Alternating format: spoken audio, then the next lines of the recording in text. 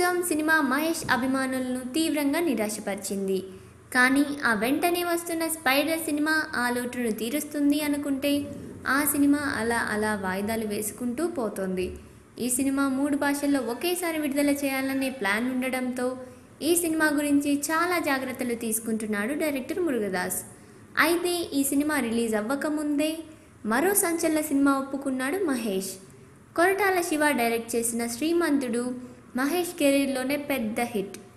ఇప్పుడు మళ్ళీ వీళ్ళిద్దరు కాంబినేషన్లో రాబోతున్న సినిమా భరత్ అను నేను మొదలైంది.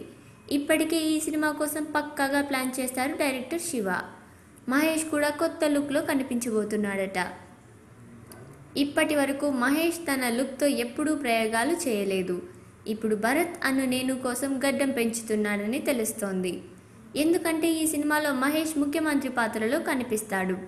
దానికోసమే ఆంధ్రప్రదేశ్ ముఖ్యమంత్రి చంద్రబాబు నాయుడు ట్రేడ్ మార్క్ గెడ్డంను రిఫరెన్స్గా తీసుకొని ఆ విధంగా కనిపిస్తాడట.